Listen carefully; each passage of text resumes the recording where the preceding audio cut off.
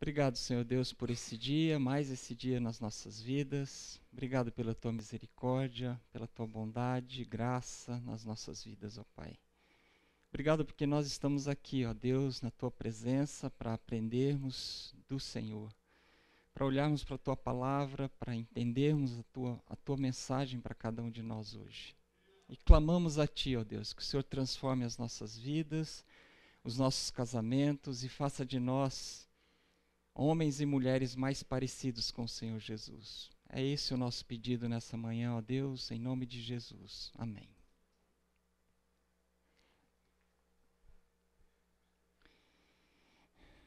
Hoje nós falamos sobre confiança no domingo passado, hoje nós vamos falar sobre o amor, né? O amor é tudo o que nós precisamos. Ficam a fé, a esperança e o amor. E o mais importante deles é o amor, né? Então, quem se lembra aqui do primeiro encontro de vocês? Todo mundo se lembra, né? Óbvio. Vocês não querem falar, né? Mas eu me lembro no encontro de jovens que nós estávamos participando, eu e a Elaine. Eu era recém-convertido e alguém me colocou para cuidar da equipe de esportes, né? Atividades esportivas. E era um encontro de adolescentes e jovens, então eu achei aquela moça bonitinha, me falaram que ela era firme com Deus e eu a convidei para fazer parte da equipe. E então, todos os dias a gente acordava às 6 horas da manhã, a gente dormia em barraca, nós acordávamos às 6 horas da manhã para ter um tempo de oração, a equipe. Mas numa dessas 6 horas da manhã, eu a vi saindo da barraca, com um agasalho de educação física marrom. Ela tá séria quando eu estou contando. E eu me lembro como se fosse hoje. Eu falei, nossa, como ela é bonita, né? 6 horas da manhã, o sol não tinha saído ainda, mas eu já estava vendo a beleza dela. E aquilo me encantou. E a gente se aproximou, ela não deu nem bola para mim. Na hora que o ônibus chegou e ela foi descer na casa dela, o ônibus foi distribuindo os jovens em alguns pontos, ela desceu, ela não deu nem tchau para mim, entendeu? E então eu me lembro como se fosse hoje daquele momento. Naquele momento eu me apaixonei por ela, né? E depois alguns amigos e amigas me ajudaram a nos aproximarmos. E com certeza nós nos lembramos do primeiro momento, do primeiro beijo, né? E isso é importante, esse romantismo, esse tipo de amor, né? Ele alimenta o nosso relacionamento. Mas muitos relacionamentos estão baseados e alicerçados num amor errado. Quantos casamentos acreditam que aconteceram por causa do verdadeiro amor e não foi por causa do verdadeiro amor? Existe algum motivo que não seja o verdadeiro amor para alguém se casar? Sim? Que tipo? Que tipo de atração pode, às vezes, até enganar a pessoa? Às vezes pode ser proposital, mas às vezes pode ser por engano. E ela acha que aquilo é o alicerce do relacionamento. E depois, com o tempo, ela vê que não é. Que tipo de atração?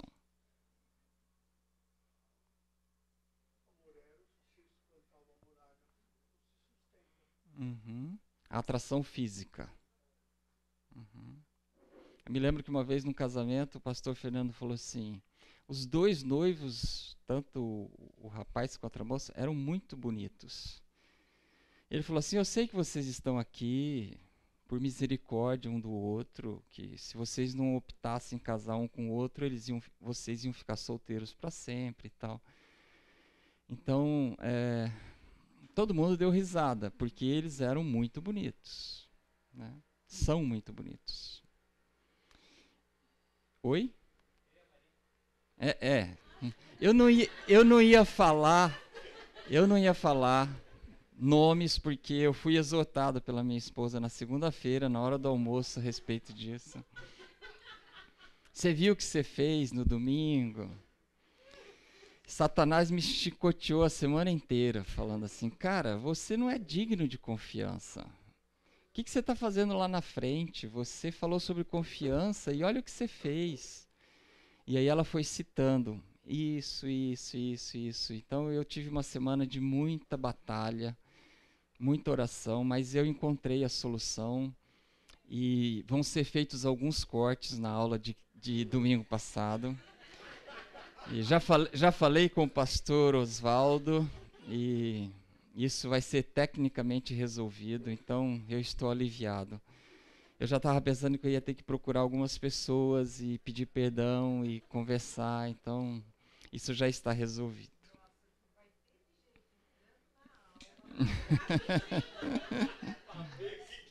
Vai ser cortado rapidamente. Então, não, eu sei, meu irmão. Foi com todo o amor, mas Satanás não perde um minuto, né, para nos atacar. Então, hoje de manhã eu estava falando com Deus e eu estava falando para o inimigo, cara, você não tem nada a ver com isso. Eu tô lá é para servir o meu Senhor. Ele vai dar um jeito nisso. E ainda que eu tenha que procurar cada pessoa, isso vai ser resolvido.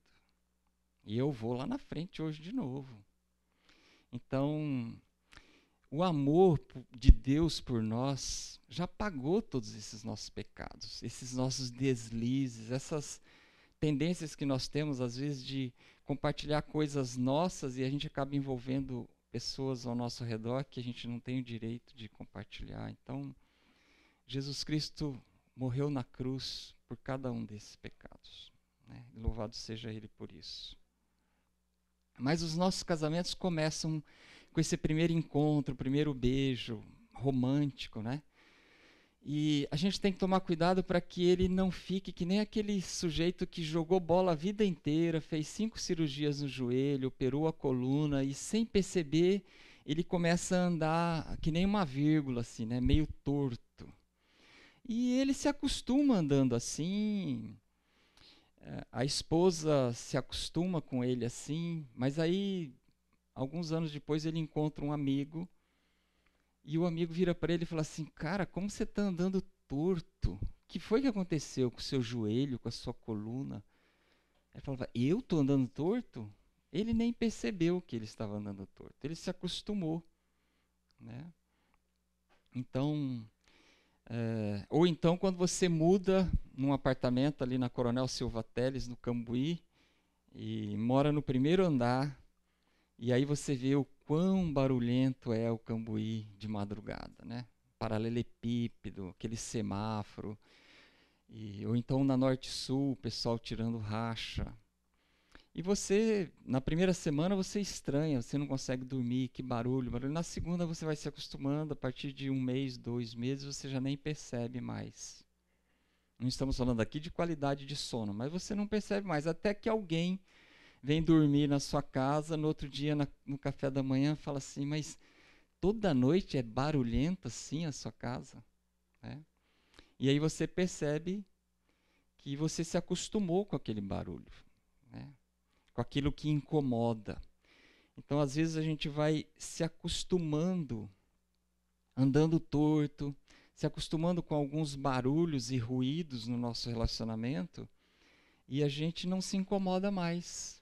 Aquele amor bonito, aquela expectativa toda que você criou, vai ficando pelo caminho, e você vai se acostumando com aquilo que não é o ideal para a sua vida, né?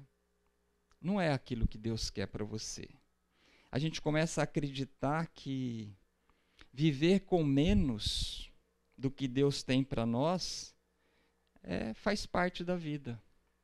Mas quando a gente olha para João, capítulo 10, no versículo 10, a gente lê lá, o ladrão vem para roubar, matar e destruir. E o que Jesus fala para nós? Eu vim, porém, para que tenham vida. e vida em abundância, né? Na área do casamento também. Ele não quer que a gente vá se acostumando com menos, quando a gente pode ter mais. Principalmente nós, crentes no Senhor Jesus, que um dia entregamos a nossa vida e entendemos o sacrifício dele por nós na cruz. Ele quer o melhor para nós. Ele tem o melhor para nós. Então, por isso que nós vamos falar hoje sobre o amor. E quais são as indicações da falta de amor nos nossos relacionamentos? Que sinais a gente vê que demonstra falta de amor? Existem sinais para a gente estar atentos a eles? Vamos lá, ver se vocês são bons ouvintes. Nos últimos 5 domingos a gente falou sobre um monte de coisa. Tem alguma coisa que mostra que você gostaria de compartilhar? Ou uma palavra que mostra que está faltando amor nesse relacionamento? Fala, Marina, seu marido continua deixando a cueca suja no banheiro? Eu falei Marina.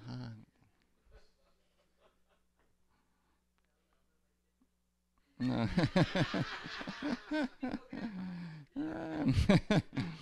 Ela disse que o marido dela é limpinho. É o Bruno Boroto. É um bom exemplo, que isso sirva de exemplo para o mundo inteiro, né? Que vê esse encontro nosso. Indiferença, olha aí. Indiferença. Que nem aquele cara que anda torto, né? Você começa a ficar indiferente um com o outro, com as necessidades do outro. O que mais? Respeito. A falta dele, né? A gente fala tanto para as esposas, né, que elas têm que respeitar os maridos. Né? Os maridos devem amar suas esposas.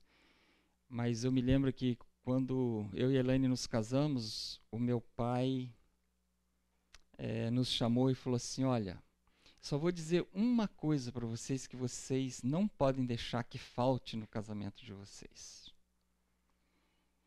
Aí ele falou assim, é o respeito. Então não é só só a esposa que tem que respeitar o marido. O marido também tem que respeitar a esposa. Respeitar a sua individualidade, as suas necessidades e amá-la como Cristo ama a sua igreja. O que mais? Medo. Medo da parte de um ou do outro. Você quer falar um pouquinho mais? Medo por quê?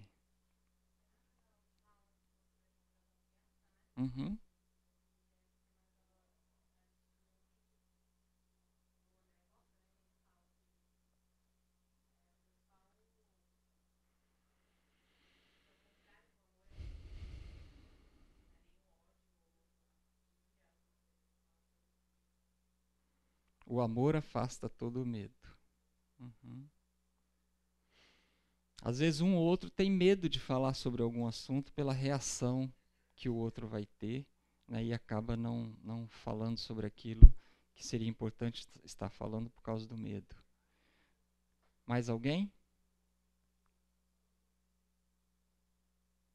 Em voz alta. Um de cada vez, isso.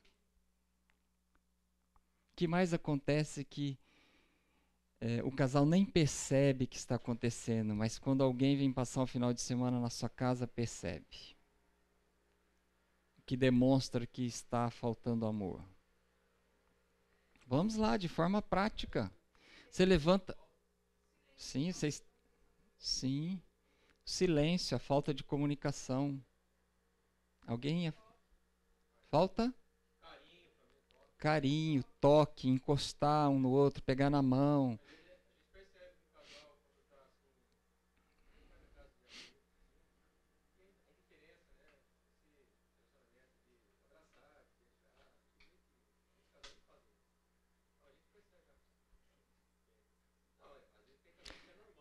Isso, tem casal que é mais de se tocar, tem casal que não. Então, às vezes é uma necessidade diferente de um e de outro. Eles não se tocam em público, mas eles têm um bom relacionamento. Mas, às vezes, até na igreja, né? O casal senta separado, não se encosta o tempo todo.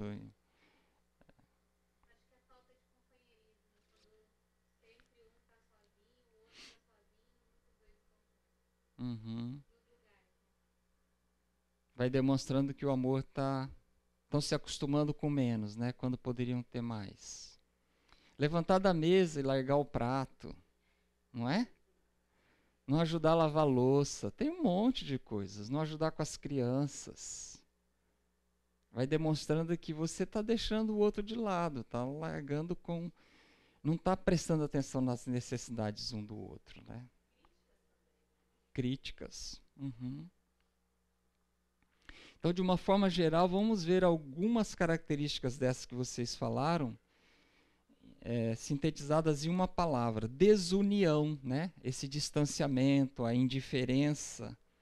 Deus nos fez diferentes, né? Deus criou tudo diferente. Homem e mulher são diferentes, né? Então, a união existe quando essa diferença se encontra, quando você começa a olhar para Deus e louvar a Deus como um Deus criador, um Deus soberano, um Deus artista, que fez vocês diferentes, né? E que essas diferenças não justificam a desunião, né? Porque o amor próprio é que justifica a desunião. O amor próprio é que contribui para a desunião. Quando você começa a se importar só com as suas coisas, você começa a ficar indiferente ao outro. Quando você está preocupado com os seus horários, com as suas agendas, com a sua agenda, você levanta da mesa e larga o seu prato lá, porque você tem um problema de horário naquele momento, né? Ou sempre. Ou você já faz isso como um hábito. Você considera que tirar o prato, lavar a louça, fazer as coisas de casa é o seu cônjuge que tem que fazer, né? Então, a Bíblia fala, em 1 Coríntios capítulo 13, que o amor é paciente, né? Então, o amor não é impaciente. O amor, ele não foge, ele persevera. Ele escuta, ele trabalha, ele espera. Então, uma pergunta para nós aqui é: como é que está a união no seu casamento? Vocês têm olhado para isso? Vocês têm caminhado no dia a dia como um time, como uma equipe, com o mesmo objetivo? Mal entendidos também são indicações da falta de amor, né? Sempre nós vamos ter mal entendidos.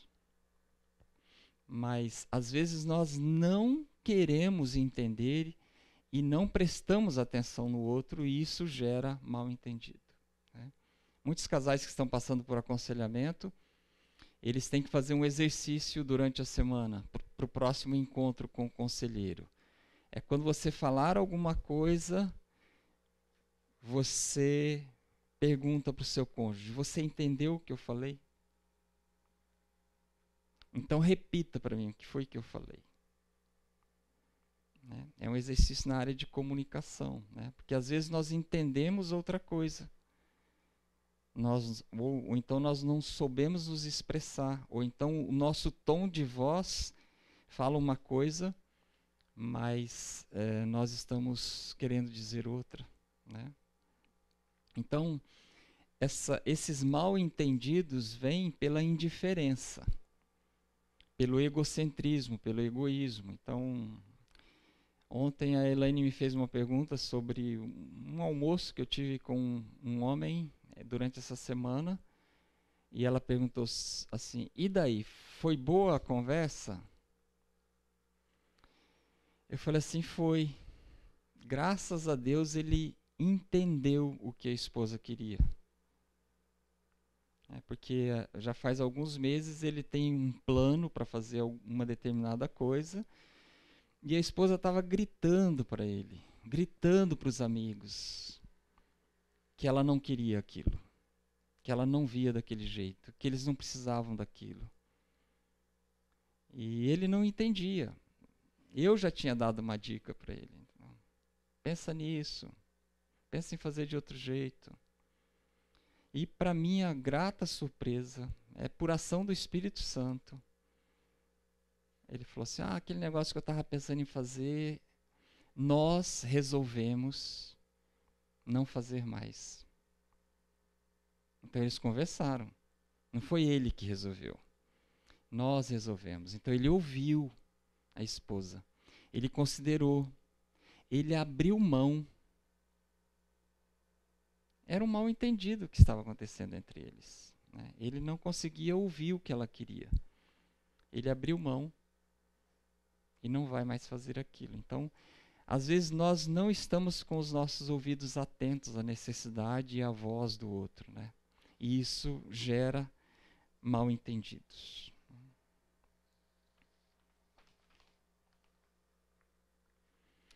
Separação não é desquite nem divórcio. Aqui a separação no sentido de o casal se cansa de não acertar as coisas, né? De ir para a cama com amargura e começam aquela conspiração silenciosa, né? De viver juntos, mas separados. Isso é uma indicação da falta de amor, né? A gente já falou sobre isso em outro encontro, né?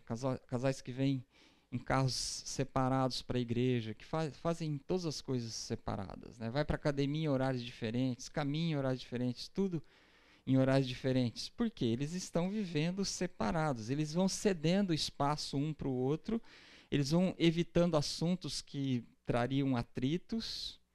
Visto de fora, parece que eles estão bem, que o casamento está bem, que existe harmonia, mas não existe, né? Uma outra pergunta para vocês. Como é que está o seu casamento? Ele está mais parecido com um projeto de coabitação do que um relacionamento de amor? Vocês estão se contentando? Casamento é assim mesmo.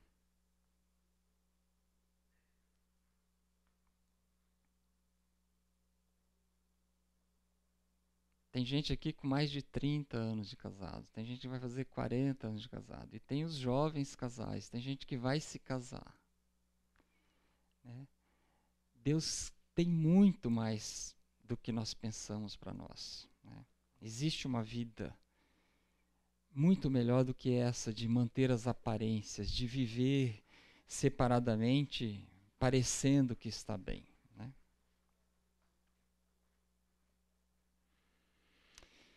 Disfunção física é uma indicação da falta de amor, né? Então, o que destrói a sexualidade no casamento não são problemas físicos, é a falta de amor. Então, se não existe amor no escritório, na hora que está fazendo a comida, na hora que está assistindo alguma coisa juntos na sala, quando está indo para algum lugar dentro do carro, se não existe amor nesses momentos, também vai haver impaciência, egoísmo na cama. Da mesma forma que você age em todos os outros cômodos da casa, você vai agir na cama, né? E o sexo é o espelho, é um ato de celebração do relacionamento como um todo. O sexo é a área que mais é afetada no nosso relacionamento. Ele é afetado por todas as outras áreas, né? Olhou atravessado, afeta o sexo. Faltou dinheiro, afeta o sexo. Está doente, afeta o sexo. Perdeu o emprego, afeta o sexo, né? O estresse, né, afeta o sexo. Então, nessa área, o amor está disposto também a esperar e se sacrificar para que ambos sejam satisfeitos. É uma área delicada. Em outros cursos no relacionamento conjugal, a gente dedica um domingo só para falar sobre isso. É uma área delicada, é uma área que exige dos dois sacrifício, né? O amor dá e serve. O amor se entrega. Mas o amor também abre mão da sua satisfação na hora que você quer, né? O seu relacionamento sexual é a imagem de um amor paciente e sacrificial. Como é que vocês estão nessa área? Então, para ilustrar esse ponto, nós trouxemos aqui um casal que vai ensinar para a gente como fazer sexo. Eles já têm 30 e poucos anos de casados, são peritos nisso. E eles vão vir aqui à frente e vão nos ensinar como fazer sexo. Não vou falar o nome. Não precisa vir aqui na frente. Senão vocês vão aparecer nas câmeras. Mas eles falam que fazer sexo é uma coisa muito simples. É como coçar as costas um do outro. É o que eles afirmam e eles vão mostrar pra gente. Vamos lá. Como é que se coça as costas um do outro? Quem é que está com Quem é que tá com dor nas costas aí? Coceira. Tá dando? Tá coçando? Aqui. Isso, abaixa para a esquerda aí. Obrigado. Simples. É o casal da comunicação. É falar. Isso vai ser cortado. Não, isso aí não. Faz parte do encontro, isso daí. Não falei o nome. Vocês concordam? A área sexual mostra como está o amor no relacionamento de vocês. E vocês precisam se comunicar. Nós temos que ter coragem de falar. Às vezes a gente se sente derrotado nessa área e não fala com quem mais está sofrendo com a gente, né? Você procura conselheiro, você fala com os amigos, existe remedinho para tudo que é coisa, que um vai passando para o outro, e você não fala com a pessoa mais interessada que o problema seja resolvido, que é o seu cônjuge, né? Então nós temos que tomar cuidado nessa área. O sexo foi feito por Deus e ele não acaba com os 50, nem com os 60, nem com os 70. Com os 60 eu sei que não acaba. Dizem que não acaba com os 70 também. Que ele fica cada vez melhor, né? Então temos que estar atentos nessa área. Outra indicação da falta de amor são os conflitos, né? Nós vamos ficando exigentes, às vezes, no nosso relacionamento e não ignoramos as fraquezas, irritações, ofensas menores, né? Ontem nós estávamos almoçando com um casal e a gente estava falando sobre o arroz, né? O quanto um ou outro gosta de arroz.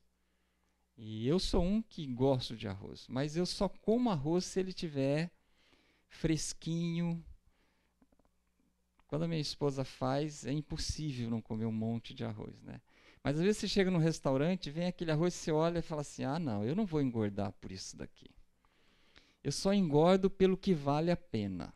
Então, a gente chega numa idade que a gente começa a ser mais seletivo, né? A gente come, sabe que vai engordar, mas por algo que vale a pena. Então, sorvete não é qualquer um que a gente toma. A gente toma aquele sorvete, porque você sabe que você vai engordar, né?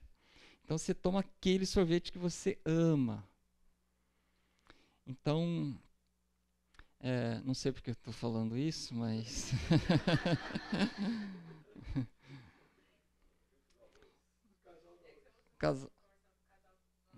Sobre o arroz, também não lembro por que eu falei sobre o arroz. Vamos para frente, vai.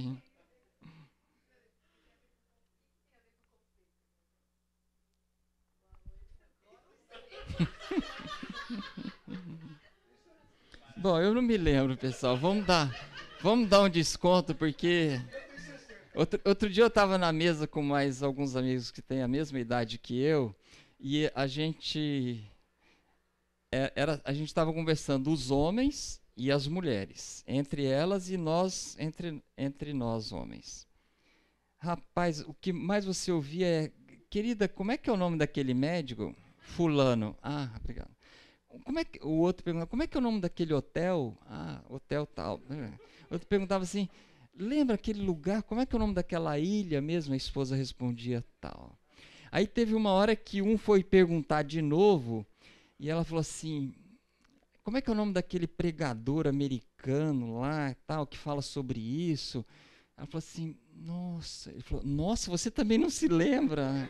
Ela falou: calma, eu vou me lembrar, eu sempre me lembro. Você é que não lembra. Aí dali a pouquinho ela lembrou e falou para ele. Então, dei um desconto, eu tenho mais de 60, sou homem. Minha esposa não sabia do que eu ia falar, então ela não vai poder me ajudar. Mas a gente tem que, através das nossas atitudes, demonstrar mais paciência. Não levar em... Ah, agora eu lembrei. Não levar em conta pequenos conflitos. Brigar pelo que vale a pena. Então, eu associei no comer e engordar pelo que vale a pena. Então, brigar pelo que vale a pena. Jovens casais brigam por coisas que... Por que estão brigando por causa disso, né? Às vezes a gente vê... jovens casais bicudos, às vezes chega na coinonia bicudo. Mas o que aconteceu? Vamos, fala aí. Ah, uma coisa assim, queimou o arroz, uma coisa...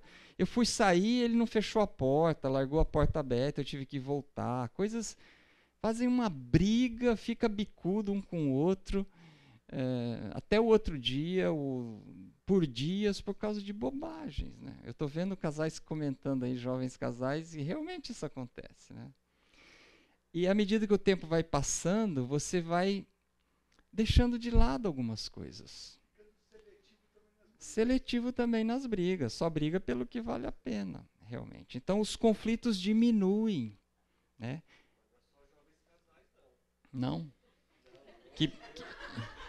Conta aí, Zé. Assim, genuinamente, assim, com aquela característica minha de ser bondoso. Sim. Santo José. Eu tinha derrubado pó de café na pia e fui lá e limpei tudinho, né? Limpei tudinho, não sei o quê. Aí tô subindo esse cara e escuto assim: quem molhou minha pia? Faz o serviço completo. Limpou a pia? Ok, faço o paninho e enxuga, porque senão vai secar aqueles negócios ali, vai ficar aquelas manchas. Então, almoço, quando a gente voltar, já tá sequinho. Pois é.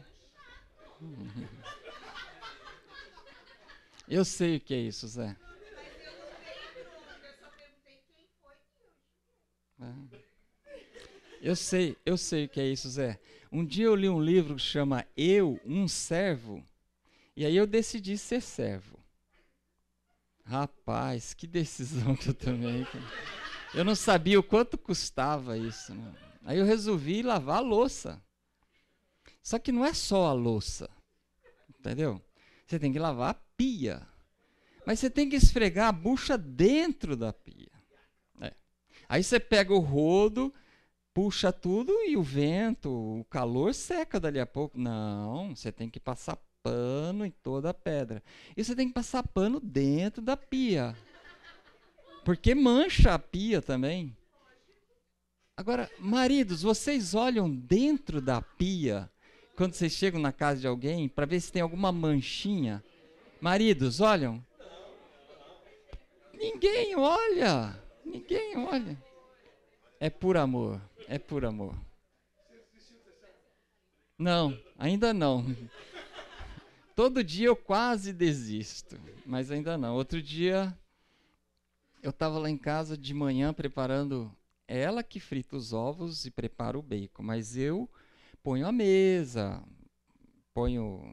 preparo todas as coisas.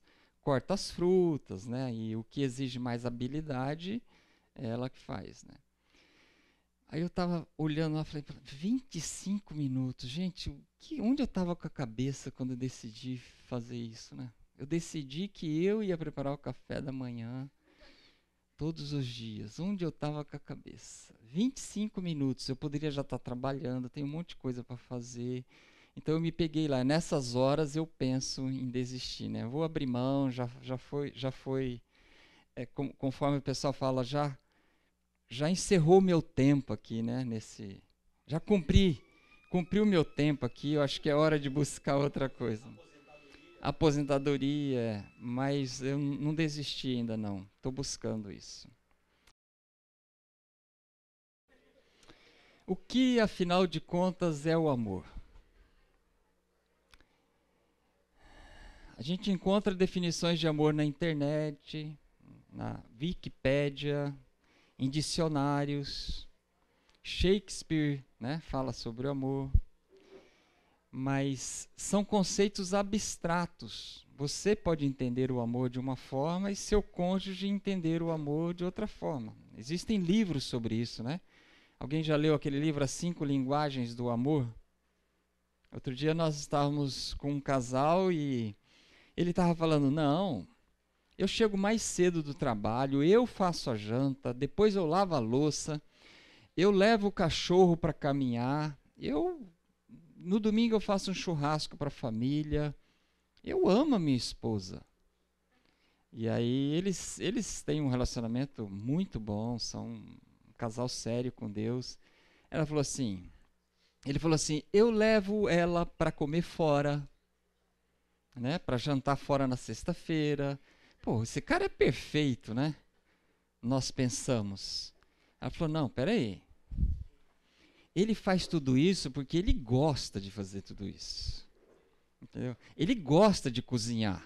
Ele gosta e faz as comidas que ele gosta de comer. Ele leva o cachorro para passear porque ele gosta de correr. Então ele aproveita e leva o cachorro para passear. E ele sempre me leva em restaurantes diferentes que ele descobre e comidas que ele gosta de comer. E ela começou a falar assim, ele faz tudo isso porque ele se ama. Não é porque ele me ama, não. É um ponto de vista. Ela falou assim, ele ainda não descobriu qual é a minha linguagem de amor. E ficou um desafio para ele. Qual é a linguagem de amor da sua esposa? Não é serviço. Não é serviço. Você tem que descobrir qual a linguagem de amor para sua esposa. Você pode achar que você está satisfazendo as necessidades românticas, emocionais dela, e você não está. Porque ela pode precisar que você a toque mais, que você caminhe de mãos dadas com ela, que você dê um beijinho antes de sair de casa, dê um beijinho quando chega. Essa necessidade de amor, de toque, às vezes é essa necessidade de amor da sua esposa. E você está levando ela para comer fora, lavando louça para ela, andando com o cachorro, e ela não está entendendo isso como uma declaração de amor, né? Então, afinal de contas... Não, exatamente. Ele tem que continuar fazendo tudo isso que ele se ama mesmo, né? Então continua fazendo. E ele está achando que ele estava abafando, né? Que ele estava... Nossa, ele falou assim, como um exemplo. E foi um grande exemplo. Não é qualquer um que faz tudo isso, né? Então, foi daí que surgiu aquela indagação da minha esposa no primeiro encontro. Pô, sexta-feira à noite te leva para jantar, né? E era eu que estava falando sobre relacionamento conjugal, não era ele. Ele só deu um exemplo, né? E eu não levava, ó o verbo, no passado. Não levava ela para jantar, entendeu? Né, meu amor?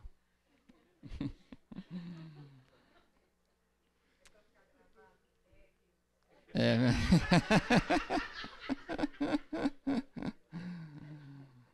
Então, há poucas passagens nas Escrituras sobre a natureza do amor e poucas mais práticas do que essa que a gente vai ver aqui em 1 João,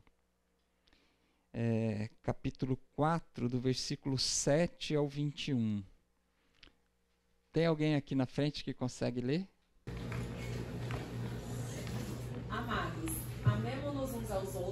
porque o amor procede de Deus. E todo aquele que ama é nascido de Deus e conhece a Deus.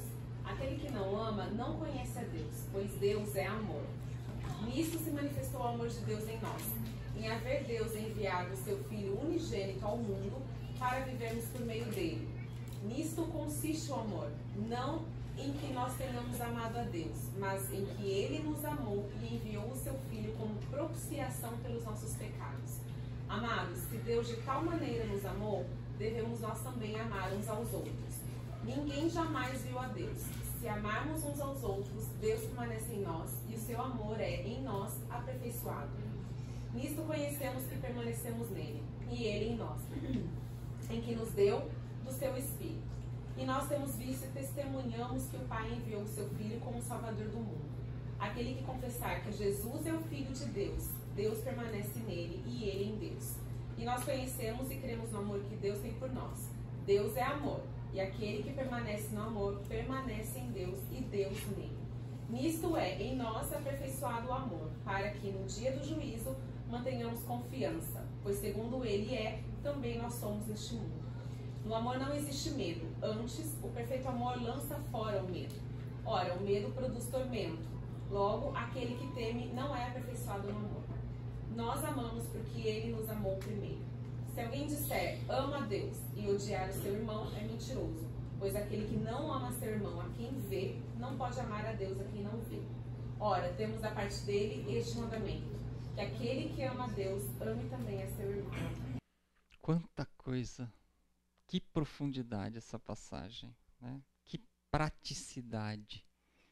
Né? É na cruz de Cristo, é num acontecimento, não na cruz vazia, não na cruz de madeira, mas no ato de Jesus ir para a cruz por amor a nós, é que nós encontramos o sentido prático do verdadeiro amor.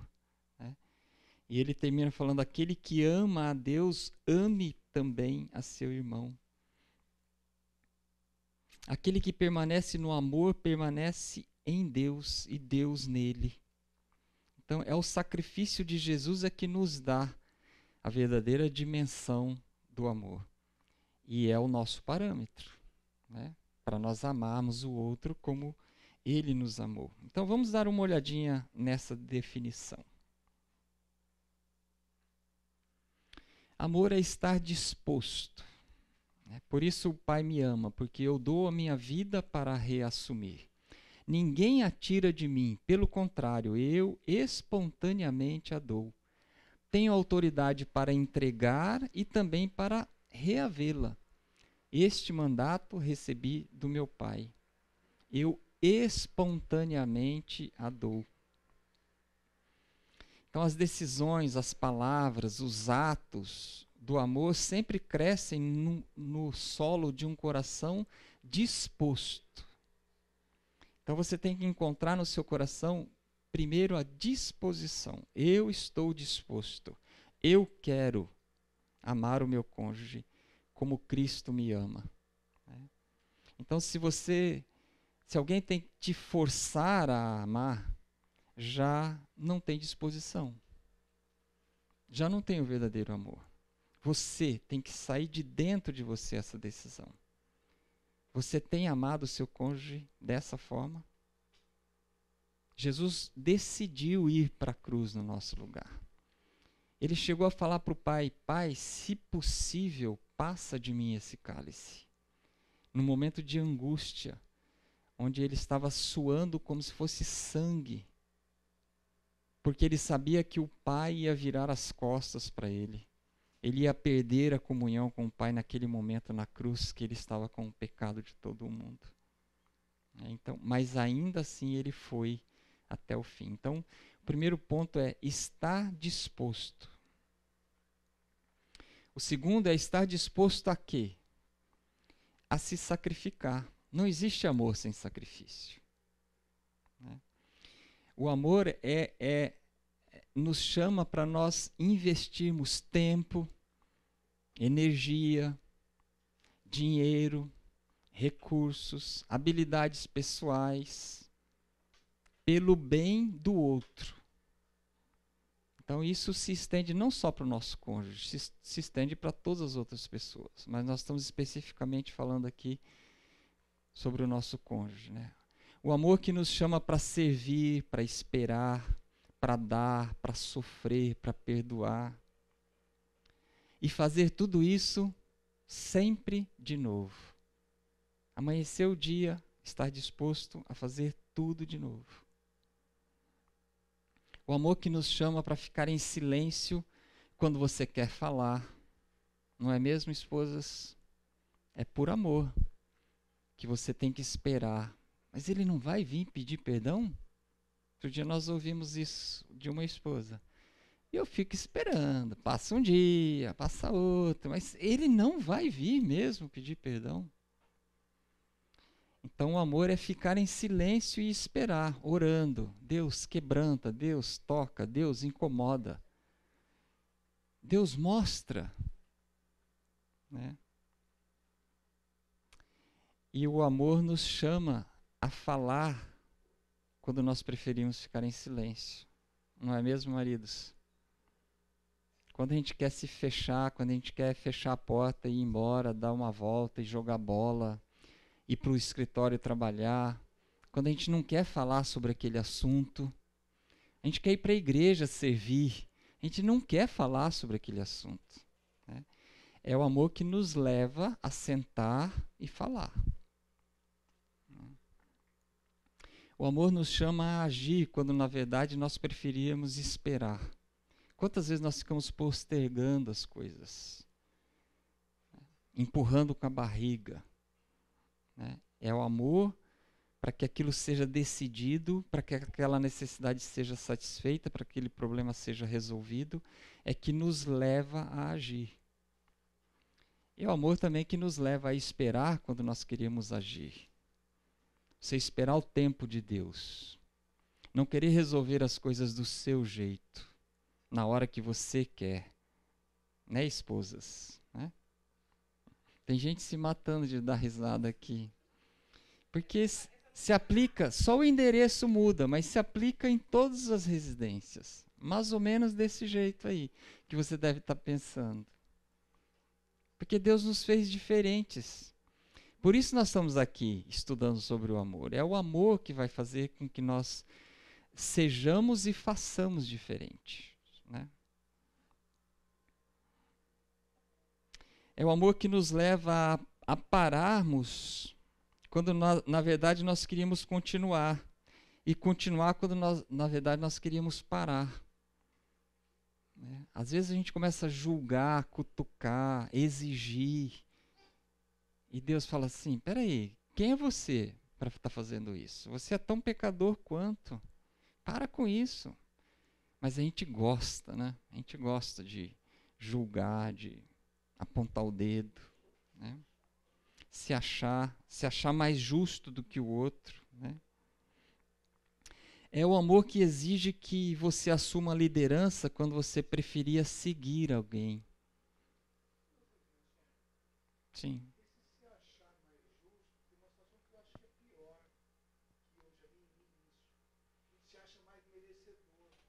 Uhum. Eu mereço isso. Se achar merecedor de algo que não nos é concedido, é um sentimento horrível.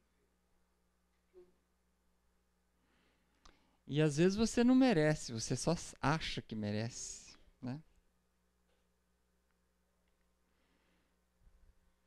Então nós estamos falando que às vezes o amor é você assumir, agir quando você preferia seguir, né? Você ser o líder quando você preferia não ser o líder. Mas é amor também para as esposas. Você tem que seguir quando você preferia liderar. Né? Às vezes o marido não faz. Ou ele faz e você sabe que você faria melhor do que ele está fazendo. Ou ele faz e você sabe que ele está fazendo errado.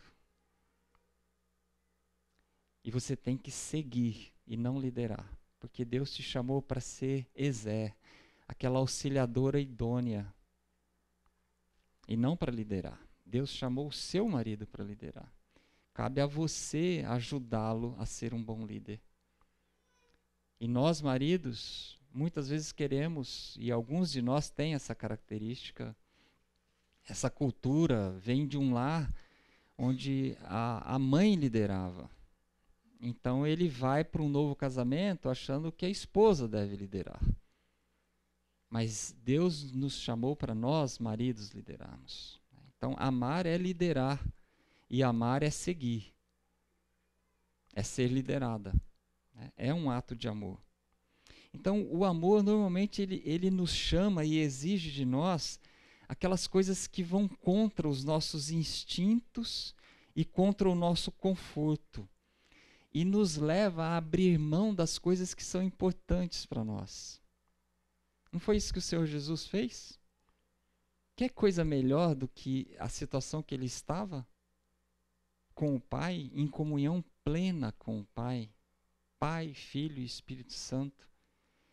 Ele deixou tudo isso, se fez homem e veio viver no meio dos homens, a ponto de morrer a morte mais horrível e mais vergonhosa que existia, ser pregado numa cruz, ser pregado no madeiro.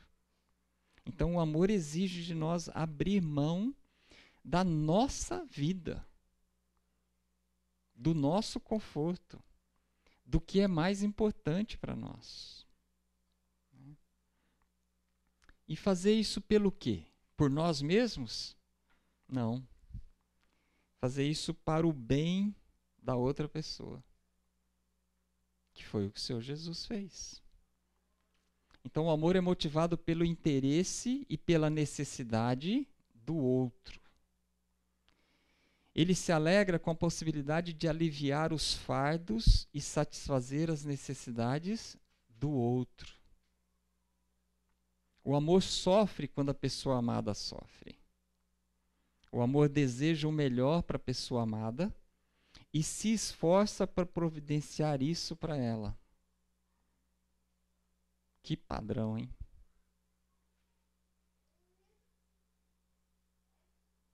Eu estou me lembrando daquela passagem que Paulo fala lá em Romanos capítulo 12, versículo 1 e 2. Ele fala assim: rogo-vos, pois, irmãos, pelas misericórdias de Deus. Ele está falando assim, pelo amor de Deus, pela misericórdia de Deus, eu suplico para vocês que apresentei os vossos corpos como sacrifício vivo, santo e agradável a Deus, que é o vosso culto racional.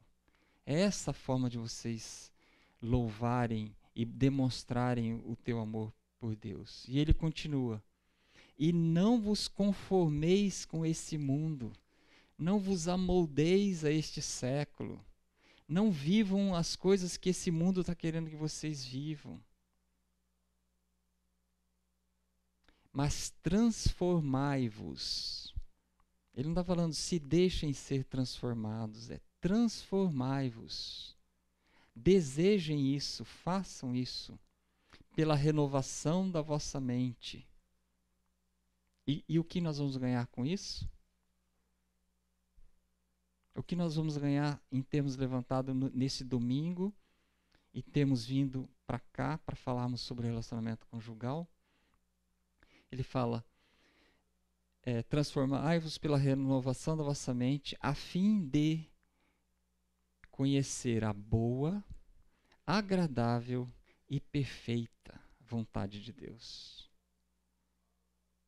Então, todos nós queremos, né? Quem não quer conhecer a boa, agradável e perfeita vontade de Deus? Todos nós queremos. Mas existem um versículo e meio antes disso. O que nós temos que fazer para experimentar? Né? Então, buscar o bem da outra pessoa é oferecer o nosso corpo como sacrifício vivo, santo e agradável a Deus. Porque você vai estar sendo um instrumento nas mãos de Deus para que o seu cônjuge seja um crente, um cristão, mais parecido com o Senhor Jesus do que ele é hoje. Alguma coisa até aqui? Alguém quer compartilhar alguma coisa? dar algum exemplo? Discordar? Não? O amor é estar disposto a se sacrificar para o bem de outra pessoa. Nossa, e também isso, sem exigir reciprocidade. Nem um tequinho, Zé. Mas Deus prova o seu próprio amor para conosco pelo fato de ter Cristo morrido por nós, Romanos 5,8, sendo nós ainda pecadores. Já pensou se Jesus tivesse esperado até que você se tornasse capaz de retribuir o que ele fez por você? Não, eu só vou para a cruz depois que você estiver capaz de retribuir o tamanho do sacrifício que eu vou fazer por você. Não haveria esperança para nós, que nunca nenhum de nós conseguiria. Então o amor não é uma troca. Tipo, se você coçar as minhas costas, eu coço a sua, né? Não. Você está com coceira nas costas? Qual é a sua necessidade? O amor não é deixar as pessoas endividadas e fazer que elas paguem as suas dívidas, né? Não é ficar fazendo listinha e depois ir cobrar. É oferecer o perdão, ainda que ele não tenha sido pedido. É ir diante de Deus e falar: Senhor, eu entrego essa ofensa, eu perdoo, está nas tuas mãos. E deixar que a outra pessoa vá tratar com Deus. E Deus vai tratar com ela. Né? O amor não é uma negociação para o bem mútuo. Não é. Eu dou isso, você me dá isso em troca. O amor verdadeiro não exige reciprocidade, não é um retorno sobre um investimento. Quando eu decidi ser servo, eu comecei a pensar como um investimento. Eu li em algum lugar, em algum livro, cara, se você preparar um café da manhã, normalmente vai ter sexo bom à noite. Falei, opa, vale a pena esse investimento. Eu confesso a vocês que eu fui um pouco por isso também. Não que o nosso sexo não fosse bom, mas poderia ser melhor. Invista no café da manhã, trate a sua esposa, mande um bilhetinho, traga uma orquídea para ela, né, que você vai ter um benefício de uma disposição de um sexo melhor. Todo homem tem interesse nessa área e pensa sobre isso. Ou eu sou o único aqui? Levanta a mão se você não pensa nisso, né? Então, eu me lembro que eu me senti decepcionado muitas vezes com relação a isso. Pô, mas eu fiz tudo direitinho e não tive nenhuma retribuição. Mas amar é isso. Então, ser servo não é troca. Ser servo é ser servo. Só isso. É estar atento às mãos do seu Senhor. Né? Bateu palma, chamou, direcionou.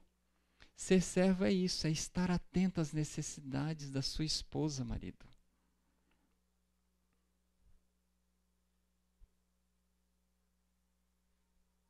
E estar atento às necessidades do seu marido. Então, é um sacrifício que depende da tua disposição realmente de fazer. Depende da tua disposição de apresentar o seu corpo como sacrifício vivo, santo e agradável a Deus. Então, ele não é motivado pelo bem que vai resultar na vida, na sua vida, mas na vida do outro. Eu me lembro também, para minha vergonha, nossa, no início a Elaine, eu acho que eu surpreendi ela em algumas coisas e ela contava para a mãe dela que ela, sei lá, foi visitar a mãe, a hora que ela chegou a louça estava limpa, né? Então eu ficava todo orgulhoso, né? Eu estava tendo a minha retribuição. Então meu galardão era aqui na terra, não tinha galardão nenhum no céu, porque eu fazia aquilo para aparecer mesmo. Eu era servo com a mente egocêntrica e soberba, né? Mas Deus quer que nós mudamos a nossa mente, né? Renovação da nossa mente. Nós podemos estar fazendo a coisa certa com a intenção errada, até mesmo para Deus. Seu ministério para Deus pode estar sendo totalmente correto, mas com a intenção errada. E Ele conhece os nossos corações e as nossas intenções, né? Então, amar é estar disposto a se sacrificar para o bem da outra pessoa sem exigir reciprocidade. Ou que a pessoa amada seja merecedora dele. Então a gente lê lá em 1 João 4,19, né? Nós amamos porque ele nos amou primeiro, essa passagem que a gente viu. O amor verdadeiro, ele não cresce no solo da obrigação, e sim no solo da gratidão, porque ele nos amou primeiro. Eu vou amar o meu cônjuge da mesma forma que eu me amo, né? O amor nasce da lembrança e da celebração do que Cristo fez por nós. Amor abundante, paciente, perdoador, habilitador, que foi derramado sobre nós. Um amor que eu nunca poderia ter merecido e nem nunca poderia retribuir por completo. Então, da mesma forma que o meu cônjuge não merece, eu também não merecia que Jesus fosse para a cruz no meu lugar, né? Em 1 João 4, a gente viu também no versículo 20, se alguém disser ama a Deus e odiar ao seu irmão, é mentiroso. Pois aquele que não ama seu irmão a quem vê, não pode amar a Deus a quem não vê. Então você descobre o quanto você ama a Deus pelo tamanho do amor que você tem pelo seu cônjuge. Tem uma outra passagem que Jesus fala lá em João, capítulo 4, versículo 21.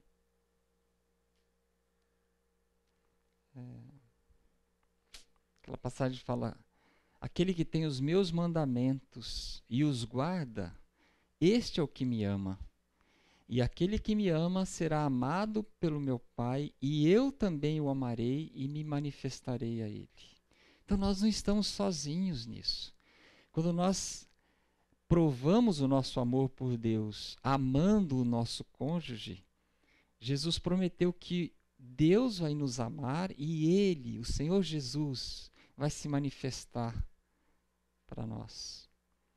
Ele vai falar conosco, Ele vai nos capacitar.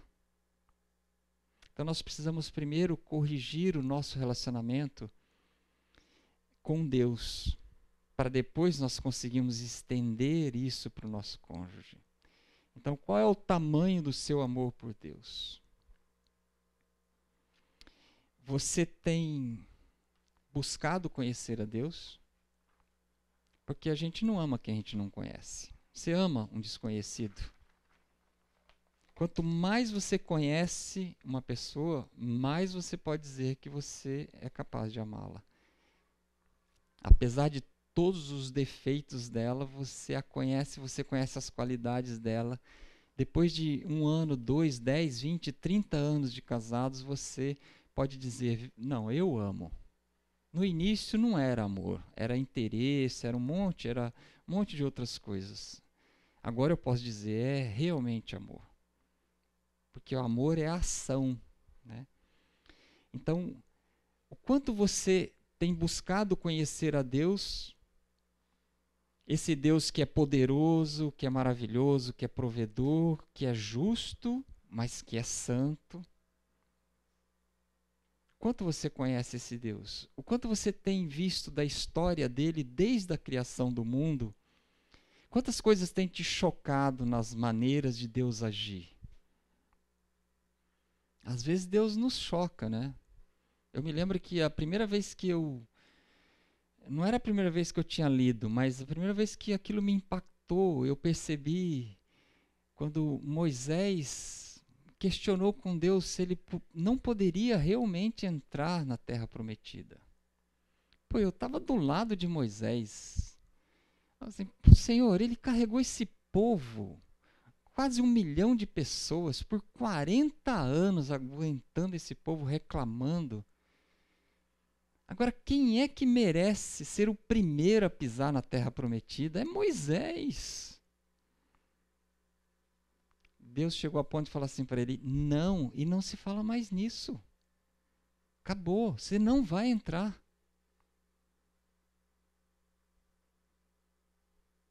Aí você olha e fala assim, mas Senhor, foi o povo que obrigou ele a bater na rocha quando era para ele falar para a rocha. Ele ficou irritado com esse povo. Quem não ficaria? Quantas vezes o Senhor falou, eu vou abandonar esse povo e vou fazer de você uma nova geração? E Moisés intercedeu pelo povo. Senhor, tem misericórdia. Deus tem misericórdia. Mas ele também é justo. E ele é fiel à sua palavra. Se ele falou não, é não. E não era o melhor para Moisés e era o melhor para nós. Que lemos aquela passagem e fala assim, que Deus é esse? Que tamanho de justiça é essa? Se eu não andar nos seus caminhos, eu vou ser disciplinado como filho, como Moisés foi. Então, você tem procurado conhecer esse Deus porque é o conhecimento a Deus é que gera temor no nosso coração por Ele. E é o temor por Ele que nos afasta do pecado. Eu me lembro quando meu filho fez 18 anos, eu fui pedir perdão para ele por muitas coisas que eu me lembrava que eu tinha feito e tinha feito de forma errada, tinha pecado. E a gente acertou e ele falou assim, pai, você não foi tão ruim assim. Eu não uso drogas, eu não bebo, eu não fiz sexo com as meninas do colegial. Não era porque eu amava a Deus. Porque eu sabia que se eu fizesse, chegasse em casa, o pau ia comer. Então, a tua dureza, a tua firmeza e a tua disciplina me livraram de muitas coisas erradas. E hoje ele às vezes eu olho e falo assim, cara, dá um descontinho aí para os meus netos, né? Você ouve, tá, 1, 2, 3, coração de vô amolece, né? Dentro da sua casa, você não tem que falar nada, nada, nada. Ele é que vai responder diante de Deus, pela educação dos filhos dele. Então, muitas vezes você acha que você foi injusto, você acha que não vai ter consequências o que você fez. Muitas vezes você faz coisas e por não temer a Deus e não saber das consequências. Deus nos ama e Ele fala que aquele que ama disciplina. Nós somos filhos ou somos bastardos, né? Nós somos filhos. Nós somos enxertados na videira verdadeira pelo sangue de Jesus derramado na cruz no nosso lugar. Então, quanto mais você conhece esse Deus, mais você tem temor por Ele, mais você foge do pecado. Você dá a volta no quarteirão para fugir da mulher adúltera. Você resiste ao diabo. Você foge do pecado, porque você conhece Deus. E o tamanho e o poder e a santidade e a justiça dele. Quando você conhece esse Deus dessa forma, você começa a adorar esse Deus. Que Deus é esse? Apesar de tudo isso, Ele me ama, Ele cuida de mim, Ele me perdoa. Vamos ouvir cânticos aqui no café da manhã, vamos ouvir cânticos indo para o trabalho, vamos ouvir cânticos de louvor e de adoração na coinonia, onde nós estivermos. Porque esse Deus merece o nosso cântico, a nossa adoração, o nosso louvor. Aí quando você começa a adorar e louvar a Deus, você está pronto para obedecê-lo. né? Então, quando Jesus falou assim, aquele que tem os meus mandamentos, que leu a Bíblia de Gênesis a Apocalipse no ano de 2021 e já está lá em 1 Crônicas agora, em 2022, e pretende terminar de ler até dezembro de novo, que já leu a Bíblia 40 vezes, 50 vezes, 10 vezes, 3 vezes, 5 vezes. Esse que tem os meus mandamentos e os cumpre, esse será amado pelo meu Pai, eu também o amarei, me manifestarei a ele no casamento dele, no relacionamento conjugal dele. Então nós só vamos obedecer a Deus se nós conhecermos a Deus, se nós adorarmos a Deus, se nós louvarmos a Deus. Então esse é o nosso desafio. E isso só vai acontecer se nós transformarmos com a renovação da nossa mente. Sair daqui disposto a se sacrificar pelo bem da outra pessoa, sem esperar reciprocidade e nem que ela seja merecedora de nada. Amém? Sim? Você está falando aí e eu tô lembrando. Eu estou casada com o Samuel há 14 anos, nós estamos juntos. E 5 anos que nós nos convertemos e casamos em Cristo. E quando eu me converti, conheci o plano do Senhor para minha vida, foi a primeira vez que eu falei para o Samuel, eu te amo verdadeiramente, porque eu entendi o amor do Senhor na minha vida e eu pude a partir daí amar o meu marido. É isso mesmo. Só para distrair, o parto, o filho, né, foi feito lendo Crônicas, Cântico dos Cânticos. Olha que legal. Aplicação prática, hein? Legal. Entendeu tudo sobre amor. Vamos orar. Graças te damos, ó Deus, por essa manhã, pela tua revelação, pela tua palavra, pela tua bondade nas nossas vidas. Abençoa, continua nos abençoando, transforma-nos, ó Pai, para que nós sejamos fiéis ao Senhor, que nós alegremos o teu coração no nosso relacionamento. É o que nós te pedimos, em nome de Jesus. Amém.